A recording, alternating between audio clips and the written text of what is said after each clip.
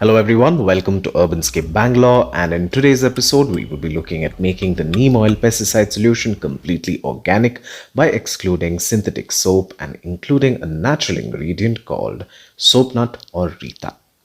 Here I'm using the powdered form that you can easily get on Amazon and in medium-sized supermarkets. Some soak the nuts in water and then ooze out the lathered liquid and use it, but I prefer the powder route since you don't really have to put in too much effort. So let's see why we have to use Rita in the first place and why are we replacing soap solution here.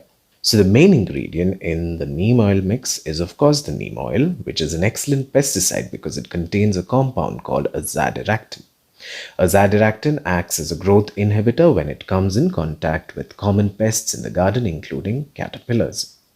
They affect the development cycle of these insects and prevents it from reaching maturity and reproducing. Though azadirachtin is also considered to be antimicrobial, the evidence supporting this is not very conclusive, so we will not be talking about that, but it's a great insecticide nonetheless. The best part is that it does not harm ladybugs, bees, butterflies, etc. And since it is naturally derived, it is relatively safe for humans and animals. So here I'm taking a liter of water and will be telling you the various ratios you need to get your homegrown organic pesticide. Here I'm using half a teaspoon of neem oil in it. Now we all know that neem oil does not mix in water or any oil for that matter, so we need a compound that will facilitate this mixing. Soap solution helps emulsify both oil and water, and that is the major role of soap in this solution.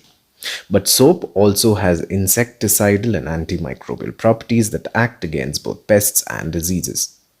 But here the problem arises when we use synthetic soaps that are not that great for the environment, especially the water bodies. So some of us are purists and some believe it is okay to use synthetic soap since it is relatively harmless on humans and animals.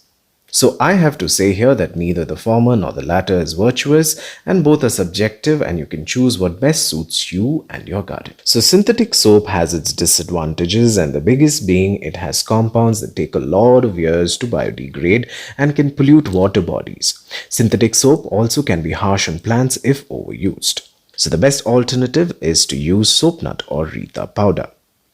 You can just mix 1 teaspoon of Rita in this and mix it well until the solution froths like this. So now let's talk about Rita and why do we use it.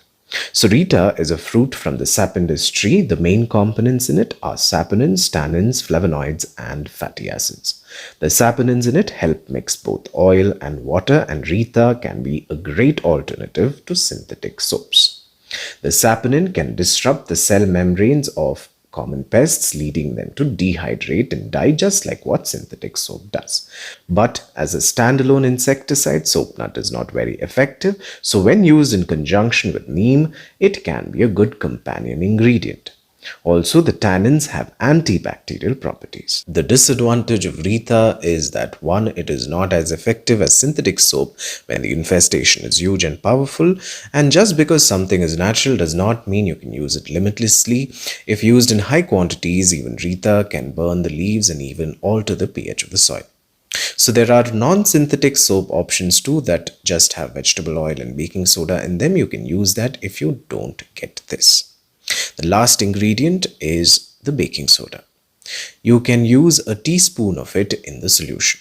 Now remember, it's baking soda that you must use and not baking powder. So baking soda, in other words, is sodium bicarbonate, which is a natural compound that acts as a major antimicrobial component in this mix. They are great to combat fungal diseases like powdery mildew, rust and other plant infections. Mix all these ingredients well and pour it in a sprayer of your choice, and remember to first spray it on a weed plant and check out the plant the next day to see if it has burnt plant parts.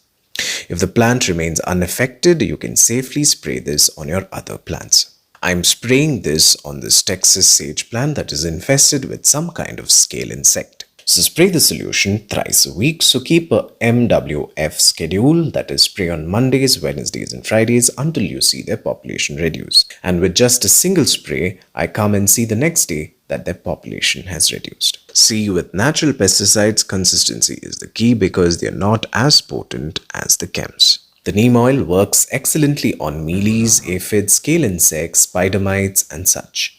Thrips, as far as my experience goes, are tough, and I'm using this bio means to control it, but nothing controls thrips as good as the rains. They simply get washed out. So, just for your information, let me add that if you see a pest that clings onto the plant, they come under the more common classification of scales, like this woolly scale.